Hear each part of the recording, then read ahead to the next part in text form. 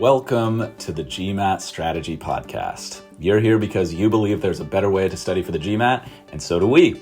We created the GMAT strategy to maximize your results and minimize your effort so you can get to the fun parts about business school and life as quickly as possible.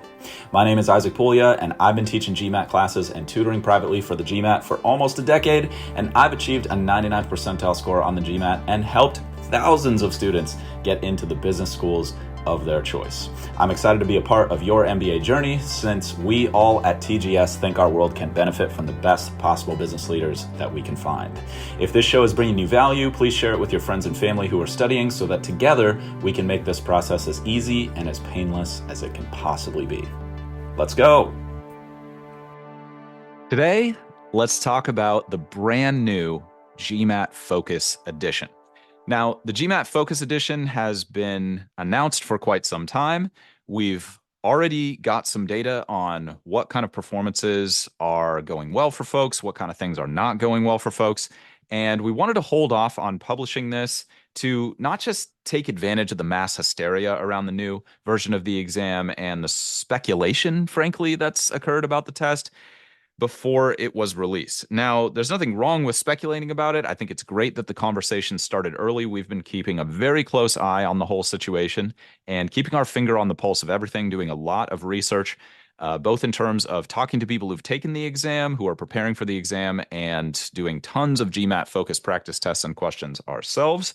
But we wanted to hold off on bringing this episode to you because we really wanted this guide to be definitive. This is what we know to be true about GMAT Focus. I'm only going to describe to you things that have worked for other people in this episode so that we can start to get away from the speculative nature of the conversation about the exam that I think has really dominated the internet for the last several months since the exam was announced. It's finally out. We know what we need to know, so let me share that with you.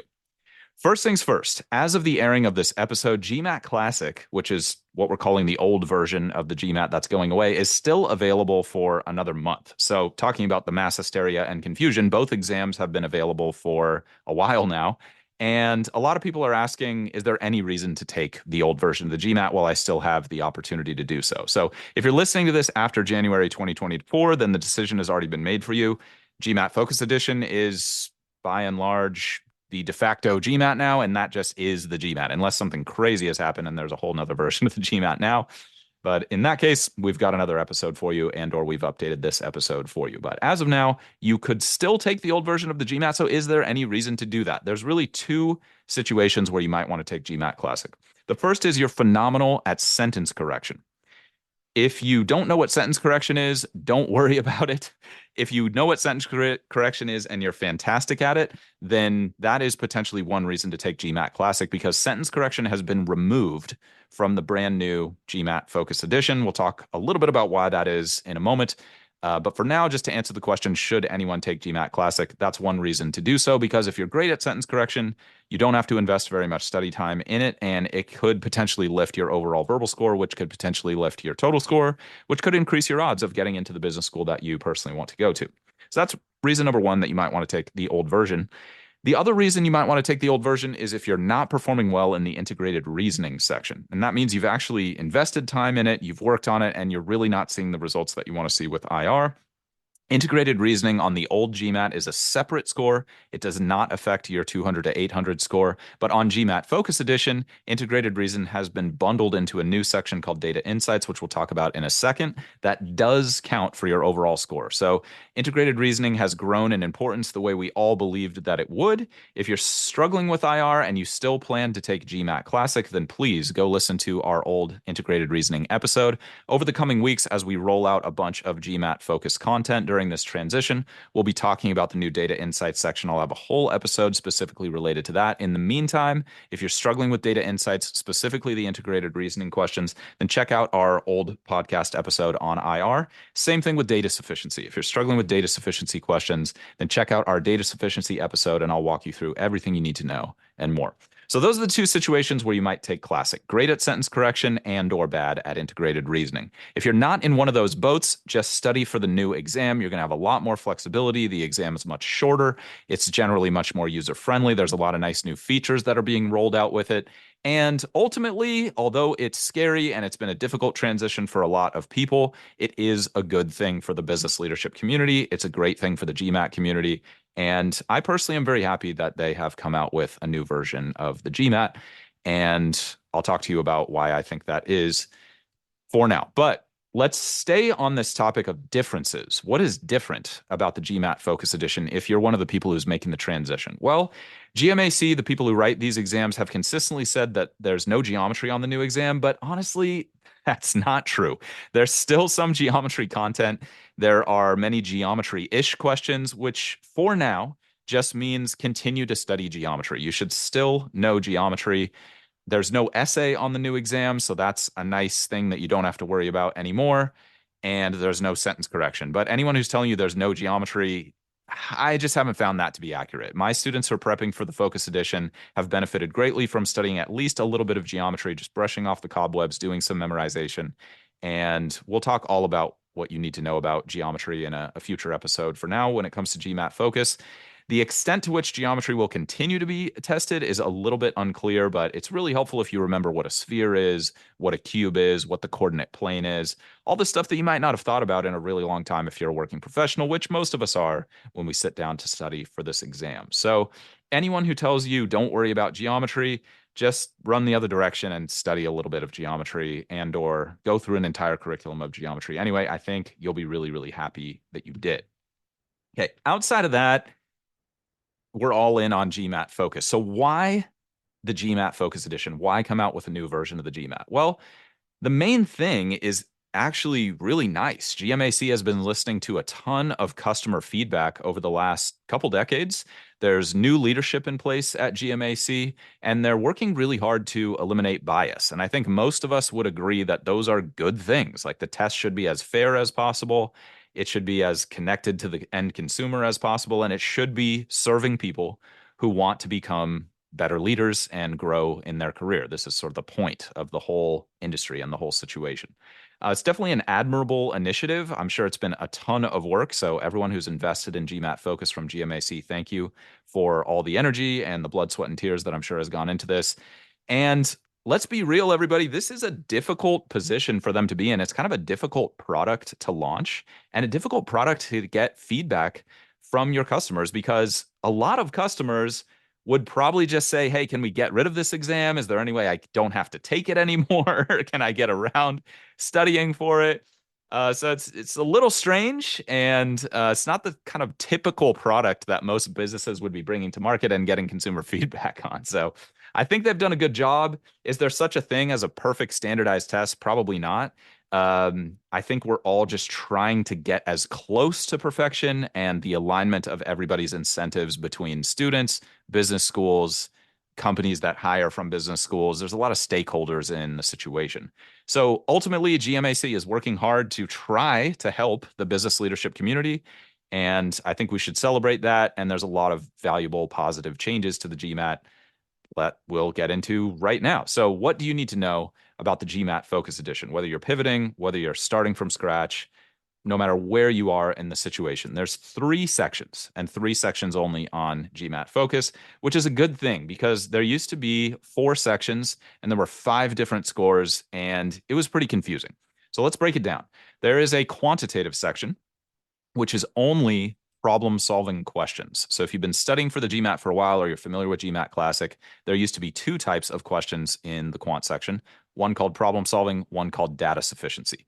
Problem solving, if you're not familiar with it, is a very familiar question type. It's just a standard 5-option multiple choice question. And most of you will have dealt with problem solving style questions if you've ever taken a standardized test or gotten an undergraduate degree. In the quant section on GMAT Focus, there are 21 problem-solving questions, and if you have regulation time, you'll have 45 minutes to answer those questions. More on that in a moment. If you want a super simple, like no setup required timing or pacing strategy for the new quant section, just think 7 questions every 15 minutes. Super simple, doesn't require a lot of deep analysis, and it'll help you pace the section well, which is extremely important. Again, more on that later. Now, we also have a verbal section that is 23 questions in 45 minutes. So what's in the verbal section? Like I said, there used to be sentence correction And then there were two other question types, reading comprehension and critical reasoning. Now there's no sentence correction. There's just reading comprehension and critical reasoning. If you're brand new to GMAT Focus and to the GMAT, reading comprehension is going to be pretty familiar. If you've taken standardized tests in the past, you'll be asked to comprehend a reading passage and then answer some questions about that passage. If you want some strategic advice and a ton of stuff that I probably should not have given away for free, but I did, and it's out there now, there's a lot of really valuable reading comp strategy in the reading comp episode from a few years back. And same thing with the critical reasoning episode from a few years back. If you're not sure what critical reasoning is, by all means, go back and listen to that episode where I go super deep and super long on critical reasoning. And there's no changes in those two question types between GMAT Classic and GMAT Focus. Just the section style and the number of questions is different. There used to be quite a few more questions in the quant and verbal section. Now there's about 2/3 the number of questions in both sections. So the exam is significantly shortened. Old GMAT used to be about 4 hours. New GMAT is like 2 hours and a little bit more. With the break, it's like 2.5-ish. And so that's really nice. If you struggle with learning differences, or you struggle with sitting still for a long time, or you just struggle with anxiety or focusing for long periods on standardized tests, then the shorter version of the exam is fantastic. And they've done some great research on how to alleviate the anxiety associated with the test. Can we delete it completely?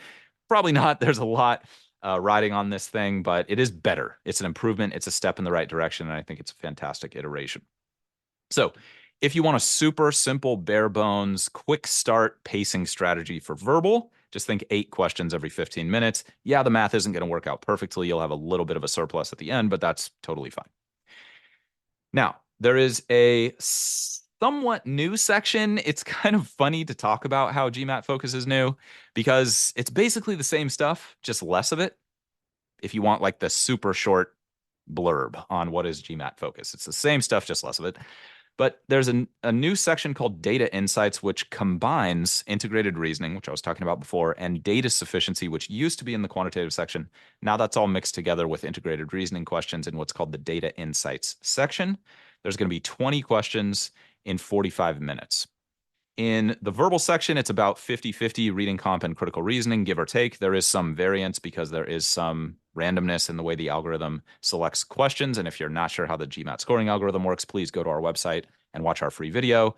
It doesn't translate super well to talk about the algorithm via podcast. There needs to be some visuals in my experience for people to really like get what we're trying to talk about. And it's really important. So go ahead and check that out if you're not sure how the scoring algorithm works. In the meantime, let's proceed. In the data insights section, there's going to be slightly more integrated reasoning questions, slightly fewer data sufficiency questions. So far, the way I've seen it is around 12 IR questions, around 8 data sufficiency, but there is a little bit of slippage either way. So it could be 50-50. By and large, though, you should expect to see a little bit more integrated reasoning. So that's 20 questions in 45 minutes. Integrated reasoning questions tend to be a little bit more time intensive than the other question types, and that's why there's a little bit more of a time buffer there. So that's the basic breakdown of GMAT Focus. It's just those 3 sections, and you'll receive 4 scores. You'll receive an individual quant score, an individual verbal score, and an individual data insights score. And those will be combined with a proprietary algorithm to create your total score.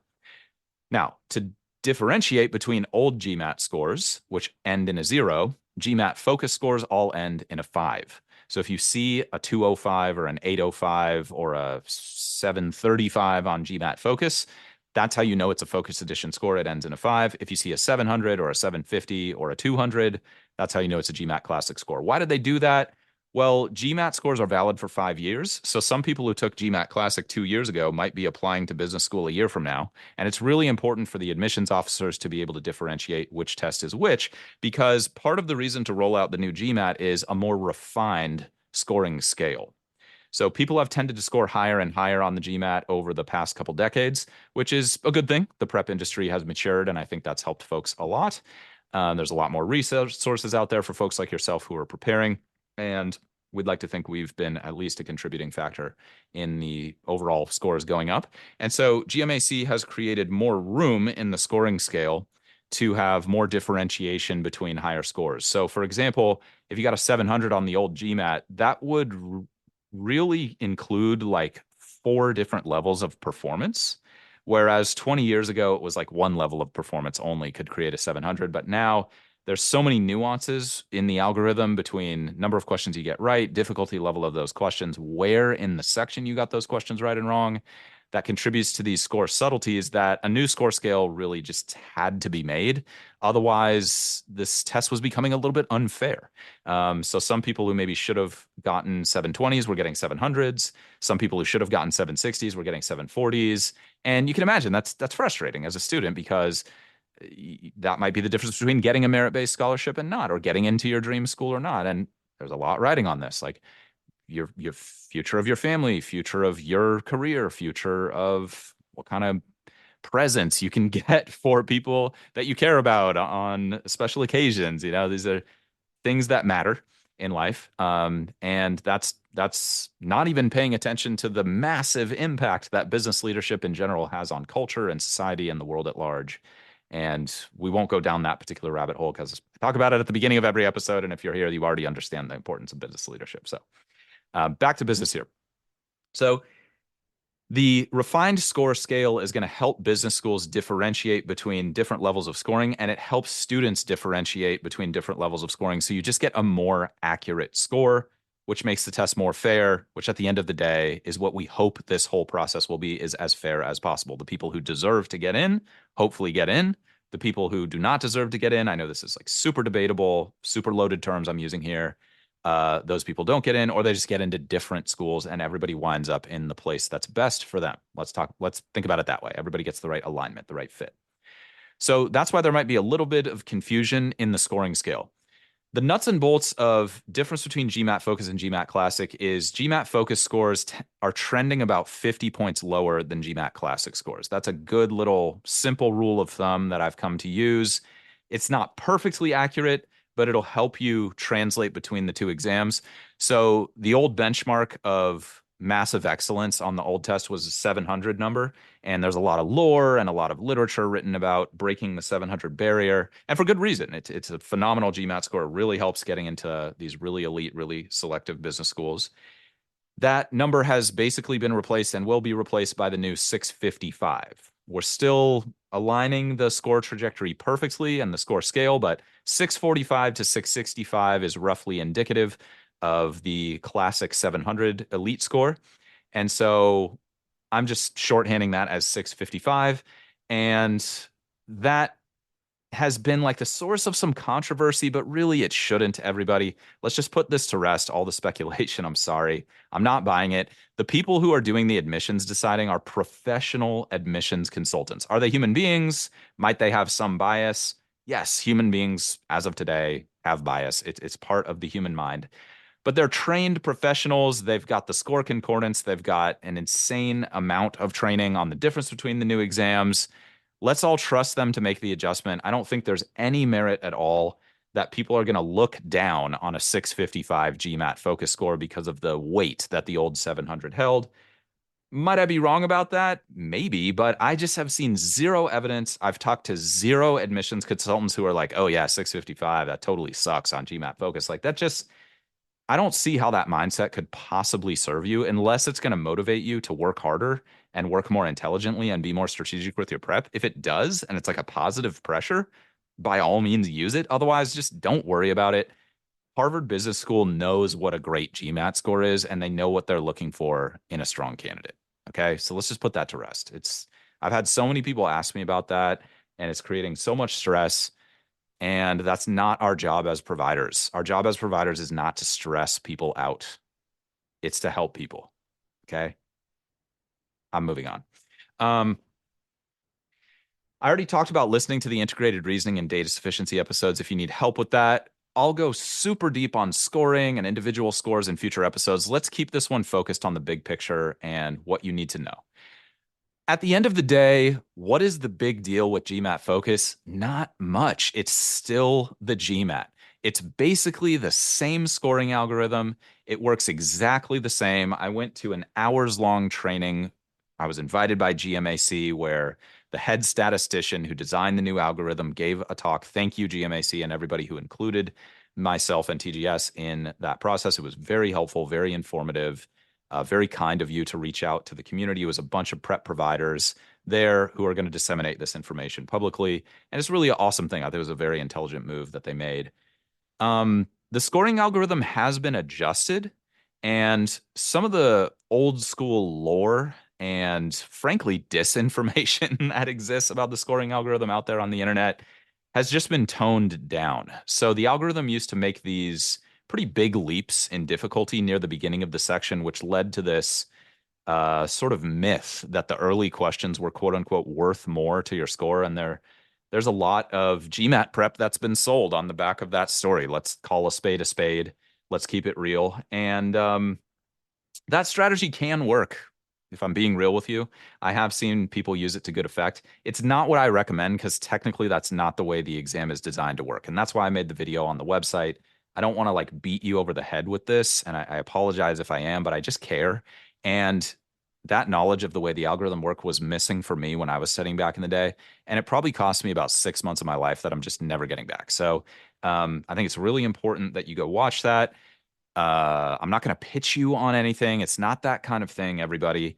If you want to work with us more directly, that's fine. We never pitch you on anything unless you ask first, hey, can we work with you? Can you help us out?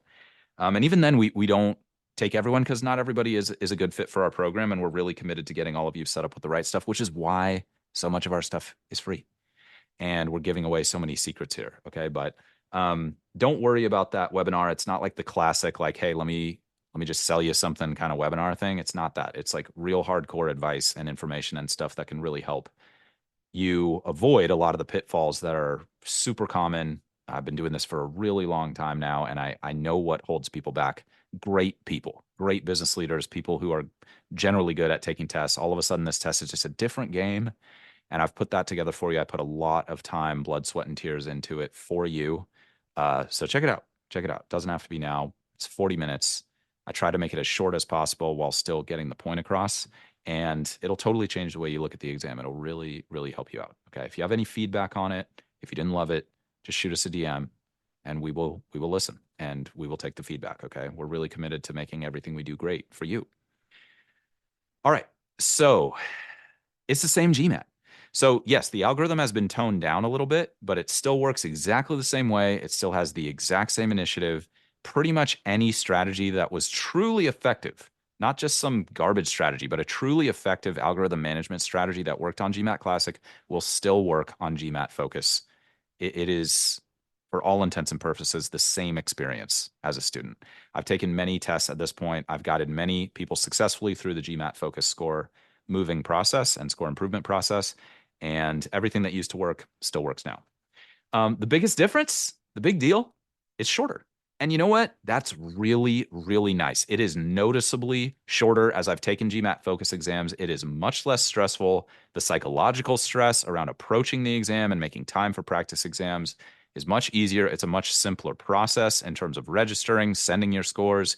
You get a very detailed readout of your performance after the test included with your exam fee, which you used to have to pay extra for. It used to be a $30 fee to get the data from your exam. There's way less emphasis on stamina, which I think is interesting. Maybe that's debatable whether that's good or bad, but for students who just want to go to a great B school, I think it's fantastic. And it's, I think, just a much better situation, especially for people with learning differences who really suffered under the extended time accommodations of the old exam, where, yeah, 50% extended time was a big advantage in some regards, but it also was like a 5-hour test now. And if you had 100% extended time, it was comically long. And it just really wore people down. And it was tough. It was tough. People did it. I walked many, many people through the process, but I do think GMAT Focus is just better. I think it's just a more accurate depiction of people's abilities to process data and perform well in an academic setting. And that's what we're going for. So GMAC, I think, has basically accomplished its goal with the new exam. One side note, because there's no more sentence correction, you're definitely going to want to focus on your writing skills when it comes to the application process. I'll have future episodes on applications. We've been helping people with applications for many years at TGS. It's not something that we put out in the front of this stuff because we want to keep it focused on GMAT. But if you do have questions, we'll do our best to answer them if you reach out to us. People who have great writing skills, either naturally or because they studied writing a lot, have always generally had an advantage coming into sentence correction and grammar anyway. But without the pressure to improve your English grammar and your clarity of writing and your concision, which really helped a lot of my past students become better writers, better speakers, better communicators in general, which is a really important leadership skill. If any of you have worked for people who are poor communicators or worked with people who are poor communicators, it's not that you can't get wins. It's just everything becomes more harder. It's like everything becomes more difficult. Good thing sentence correction is gone because more harder is would be wrong on the GMAT. Um, um, so if you haven't had strong writing skills, then you're going to want to just integrate that a little bit on the side or just give yourself a little bit of extra time for the application and essay writing process because it's really important. And as of 2024, when I'm recording this for you, late 2023, artificial intelligence technology, in my opinion, is just not there yet to get you like that really killer business school essay. Soon enough, maybe it will be, but for now, I think you still want to think about what is great writing, what is good writing. And because you won't be working as much on sentence correction, I would recommend maybe setting aside 10 hours or a week or so to just work on some basics of high quality writing in the 21st century because people's attention spans have shifted a lot. What used to be considered really great writing isn't always considered great now because of readability issues. So if you're looking for a great resource, there's a good book called On Writing Well, and I think that's fantastic if you need a little bit of help with that. But sentence correction and writing is no longer tested on the GMAT, so you don't have to worry about that as far as the exam itself goes. If you're interested in how AI is evolving in the education field, specifically corporate training and adult education, then go ahead and add me on LinkedIn and buckle up because I'm going to be pushing out a bunch of hardcore information on that topic in the coming years. I've done about a decade of research into the field, and I'm going to continue to do my best to remain at the front of these rapidly developing innovations. If you're not interested in that, don't worry about it. So let's talk about study strategy for GMAT Focus Edition now that you understand this big shift that all of us are going through right now. It's not super different, your study for GMAT Focus. We are going to be updating this for 2024, so definitely subscribe and stay tuned for an updated how to start your GMAT studies episode and updated how long will it take me GMAT to study for the GMAT episode. And we're going to be doing a big push to just make this as easy and painless for all of you as it could possibly be, given that things are getting a little crazy on the internet with GMAT Focus. And I think there's a lot of noise out there. When you come into the market as a student, I think it can be quite confusing. It's difficult to know who to trust, who to listen to. There's a million different products and offers. It's difficult to know which one's right for you. So we're doing our best to cut through that here. And if you have any feedback on the show or you have personal questions about your situation, just reach out to us anytime and we'll do our absolute best to support, like I always say. Number one, GMAT Focus, how it's a little bit different than GMAT Classic and what you want to keep in mind as you're preparing for this. Number one, timing is tight. Yes, there are fewer questions, and actually mathematically, there's a little more time per question, like in the quant section. It used to be exactly 2 minutes per question, 31 questions in 62 minutes. Now it's slightly more, 21 questions in 45 minutes. But timing is still tight. And this is going to feed into another thing that I'm going to talk about in a section, which is every question is worth a little bit more because there's now fewer opportunities to get and lose points. So just everything's been compressed. Sticking with the timing tight thing, this is especially prevalent on data insights. This is what I've noticed for the vast majority of people. Some people are going to be super fast at the DI section because you work in a quantitative heavy field and you're looking at graphs and tables and that kind of stuff that integrated reasoning questions test you on a regular basis for your day-to-day job. So if that's not you and you're not already crushing DI and not having time issues in DI based on your baseline practice exams or your recent practice exams, you're going to want to do a lot of integrated reasoning practice. You're definitely going to want to touch on data sufficiency. You're going to want to hit that hard, especially if it's a pain point for you. But the main time sinks I've seen for people is integrated reasoning. There's a free resource on MBA.com that's very worth getting into to get some integrated reasoning practice for free. And you can just web search MBA.com integrated reasoning, and it's like an about page where they talk you through each of the 4 integrated reasoning question types. And then underneath each little blurb about the question type are 4 to 6 sample questions that you can go through. For a lot of you, that's going to be enough for you to be prepared and fast enough at integrated reasoning. If that's not enough for you, then there is a paid product on MBA.com called the Official IR Practice that might be getting sunsetted soon.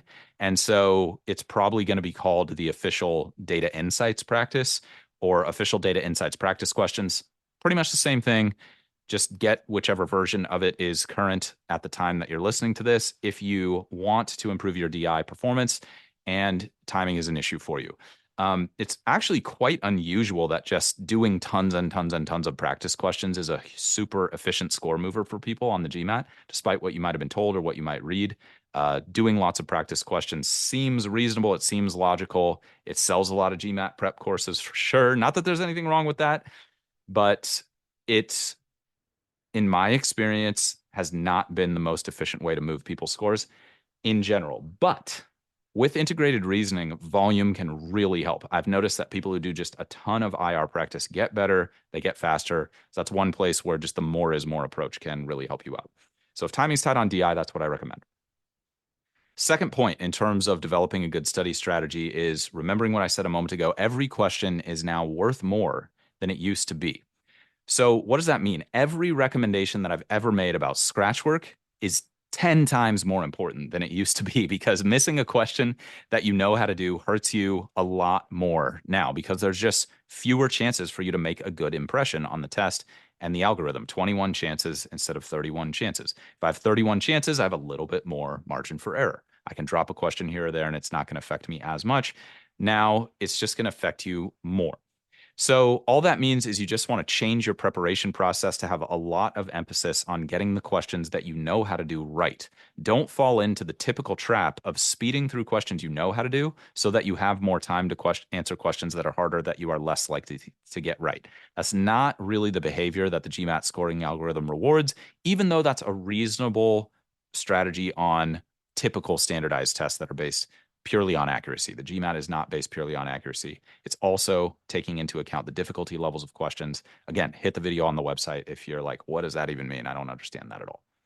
Okay, so this has always been the toughest battle for people in the quant section is not missing questions that you know how to do. If you've seen score drops on official tests, score drops on your practice tests, 9 times out of 10, it's from missing questions you know how to do. And then the rest of the time, it's timing issues typically, which is why I'm leading off with those things. So just trying to get you ahead of the game and save you some pain. It's now much harder to recover in the algorithm because there's just less section. You have less runway. It's like running a startup with a really tight budget. If you make good investments, you can scale to the moon. If you make some bad investments, even just 1 or 2 bad investments might mean you run out of cash and you got to shut the business down. So you can definitely afford to drop one question in the quant section because of an unforced error or because of a scratch work issue where you do 5 + 5 = 11 or you misread the question. Like we're all human. It's very, very difficult to be perfect 100% of the time. So if you're missing one question per section on your practice test, probably okay. If you're missing more than one, you're going to want to invest a lot of energy in developing new habits to help you stop from missing those questions. If you want some help structuring that, then go back to our episode, I think it's episode 3, called How to Organize Your Study Time. I give some really powerful, really simple advice that you can put into practice today that will really help accelerate your growth, avoiding missing questions you know how to do. Okay. And the way the algorithm works, if you miss questions you know how to do, they're not going to show you the harder questions, which is going to cut you off from a certain high level of scoring, which obviously we don't want. Okay. So get the stuff that you know how to do right. The data sufficiency, we'll do a new episode for because some of the stuff is related to GMAT Classic, but data sufficiency, because DI, the time does get squeezed by integrated reasoning questions. I have seen people struggle with data sufficiency, not because they're bad at data sufficiency, just because they're really time pressured in the section. So make sure your data sufficiency technique is on point because data sufficiency is the easiest type of question to miss because of bad scratch work or rushing, reading through questions and just not having a structured approach. It's really easy to miss data sufficiency questions that you otherwise would get right based on your prior knowledge, okay? So that's 1 and 2 as far as developing a good strategy for GMAT focus. Third, word problems, in particular percentages, have become a lot more important on GMAT focus. Word problems were always the most common category in the quantitative section, But because of the shrinkage of the overall section, word problems are now, in my opinion, even more represented than they were before. They're even more important. I've seen a ton of percent word problems. That might just be the practice exams, but I have been having students report back from their official focus tests that they are seeing a lot of word problems. It's not something that you need to be neurotic about with the whole percentages thing. With word problems, though, just do a little bit more volume, put a little bit more emphasis on that if you're taking a course or working through some books. Spend a little bit of extra time and care on your word problems approach and make sure that you feel really good about it, or at least as good as you possibly can. Word problems are historically a big pain point for students. They were a huge pain point for me when I was studying back in the day. I sucked at word problems. It took me so long to become even competent, let alone good. And I just kept swinging the hammer on them and got the job done. So you can do the same thing. The last thing I've noticed is algebra is a little more important than it used to be. Just pure algebraic manipulation of things like exponents, equations. It's not that these are the only things. Like you still need to know everything to get a really great score, a really elite score. If you don't care about getting a good score, then you can get by cutting a ton of corners. But you really what I'm trying to say here, everybody, with the last 3 points I've made is don't be cutting corners in your prep. Every corner that you cut in your prep process is something that is going to be a big risk factor on test day. Yeah, you might get lucky, but do we really want to be relying on luck when it comes to something that's this important? It's just something to think about. Okay, so again, the word problem is kind of an outsized importance. I felt that that was really important. And if our roles were reversed right now and I was learning about this thing and you were the expert, then I would want to know that. If you're not so good with translations, like algebraic translations, turning word problems into math, then I would strongly recommend going back to our podcast episode titled Plugging in Numbers. It's a really valuable strategy that can help you if you struggle with algebraic translations. Big lever that you can pull to help make your prep process easier, help boost your confidence, and get tons of word problems right. Otherwise, the topic frequency is basically unchanged. Besides sentence correction has gone to zero. But otherwise, I'm seeing the same number of inference questions on reading comprehension, the same number of primary purpose questions on reading comprehension, similar number of strength and weaken questions and critical reasoning, just everything scaled down by about 2/3. And so that's causing some things that were already a little overrepresented to become more important. And then it's causing some things that used to be less important to become maybe even a little bit less important. And if you're not sure what the basic topic frequency is, I don't want to go super long on this because it's kind of a deep issue. But things like probability and counting, you used to see maybe 1 to 2 of those, one to four at most on any given GMAT. So it was like 10% or less of the section typically. Now I've had people go in and take focus and really not see any probability or counting questions, or maybe just 1 or 2. Whereas with the word problems thing, they're seeing like 3 to 10. So just take that and put it in your back pocket in case that is useful. If you're looking for a super elite score, then you should know how to do everything to the best of your abilities, and you shouldn't be thinking about what to spend more or less time in. But if you're on a tight timeline, then you're going to want to invest a little bit more in word problems and a little bit less in probability because it's just going to have an outsized impact on your score. So hopefully that makes sense. Fourth tip in terms of developing an awesome, super powerful study strategy for GMAT focus. A big question, can I still use GMAT classic materials? This is great news. Yes, absolutely you can. There's no new question types. Some things have been eliminated, but nothing has been added. There's problem solving is still the same. Critical reasoning is still the same. Reading comprehension is still the same. Data sufficiency, same. Integrated reasoning, same. Nothing has been added. So all the GMAT Classic IR resources, all the GMAT Classic data sufficiency resources, all of that stuff, past official guides from the last 15 years, basically, all of those resources are fair game. Use them, absolutely use them, including and especially GMAT Club. If you haven't been introduced to GMAT Club, it's a very popular forum.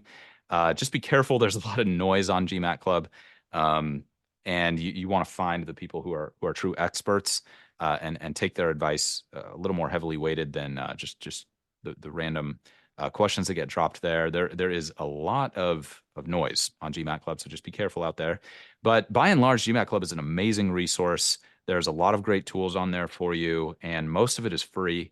And you can get a lot of great practice in using all these GMAT Classic materials, and that can really help your GMAT focus performance. And I specifically bring that up now, late 2023, early 2024, because GMAC has done a good job rolling out a pretty good number of GMAT focus specific prep materials, but it's not nearly as robust as the GMAT Classic suite because that's been being built for, I don't know, 50 something, 70 something years at this point.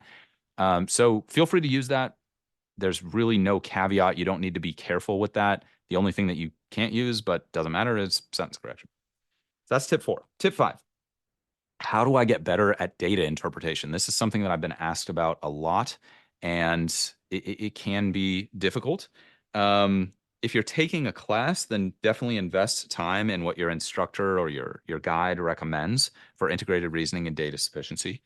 And then I strongly recommend getting a copy of the Official Guide 2023. And then you can also get a supplemental book called the Official Guide 2023, Official Guide for GMAT Review 2023 Data Insights. I think it's what it's called, bit of a mouthful. But those two resources have some great online question set builders that you can use to practice your timing, simulates the real exam quite nicely. But the questions are somewhat limited in number. So you want to make sure you've got your basics of integrated reasoning and data sufficiency really locked in first, and then you can hit some volume practice with those. And that's why I was going hard on the IR and data sufficiency stuff earlier in the episode, just to try to set you up for success as you continue your studies. 6th point, I mentioned this already, but the algorithm is basically the same. So don't be buying into the hype that there's some crazy new difference in the GMAT scoring algorithm. If someone's telling you that, they're probably just trying to sell you something that you don't need. Not that investing money in this process is bad. There's amazing prep providers out there who can really change the game for you, especially if you're stuck or you're the type of person who wants support. There's a lot of noise, like I said before, but there are just some incredible humans in the GMAT industry who can really help you out. So do not be afraid to invest. This is going to be one of the highest leverage investments that any of you can and will ever make. Like, the appreciation on your education is kind of nuts if you sit down and do the actual numbers. So just find a way to pace yourself through the section. Again, watch the webinar on the website if you're not sure how to do that. If you have a trusted provider and they've got you a good timing strategy, then continue to use that. It's all good. Don't stress yourself out thinking that the algorithm is somehow different or harder or any of that noise that has been going around the internet, okay? Last tip, and I want to end with this because this is really important. The data insights section, which includes IR and data sufficiency, is adaptive. It is adaptive. There is a typo in the Official Guide 2023 that says it is not adaptive, but it is. So that makes the algorithm understanding thing even more important. That's why I spent so much time on the video, like I talked to you about. But the old integrated reasoning section on GMAT Classic was not adaptive. It was just based on accuracy, but now the new section is. And what that means is if you get a question right, the next question is going to be harder. If you get a question wrong, the next question is going to be easier. And the exam takes those difficulty levels into account when it calculates your score. This is something that I spent months and months and months being super, super confused about. And I don't want you to go through that, which is why I've brought up the video on our website a ton of times. So I super, super apologize if that's annoying. Again, it's just me trying to help you. And I wish someone had hammered me over the head with that when I was first studying, because again, it would have saved me just an insane amount of time and pain. Frankly, I was just suffering so brutally watching my score go down over and over and over again. I don't want that to be you. That's it, everybody. I tried to make this as complete as possible while still making it efficient and punchy for you. If you have any other questions about your specific situation or GMAT focus, we are still, after all these years, keeping up with DMs. So hit us up on current social channels. Like I said, we're not pitching you in the DM. I know it's like a common sales strategy these days on the internet, and it's super creepy and weird. That is not us. We are there to help you. If you say, hey, can I work with you more? Then we will give you information. But that is the extent of that. We will actually help you if you reach out to us. Imagine that. We are also expanding our reach online. So check your favorite social channel for the GMAT strategy. And I have been videoing some of these podcast episodes. And so you might be watching this on video on YouTube right now. And I've just noticed that certain people prefer to watch and listen at the same time. And so we're going to be rolling these out on YouTube, unless they're terrible. And all of you comment on our YouTube videos and say, wow, this is the worst thing I've ever seen in my life. Please stop making videos, Isaac and the TGS team. In which case, we will consider that. We will consider stopping doing it. But in the meantime, it's just another way for you to get value and for us to support you becoming an incredible business leader, changing the world, and having a positive impact, whether that's just for yourself, becoming a happier human, for your family, becoming a better provider and protector, or for those of you who are wanting to impact organizations, teams, and the world at scale. We're here for you. This is a very beautiful thing that you're doing with your life. Thank you for being the kind of person who's willing to invest in becoming a higher value person for yourself and the people around you. It's something that's super important, arguably more important than it has ever been in the world today. So thank you, thank you, thank you for this. And we will do our absolute best to support, which is why we make so much of our stuff for free.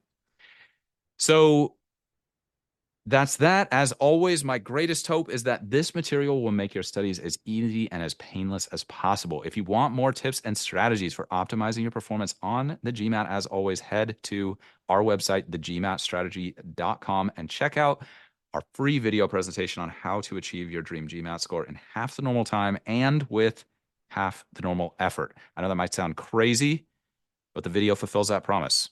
I guess it is crazy. In the meantime, this is a weekly show, so please subscribe and stay positive and stay consistent with your studies.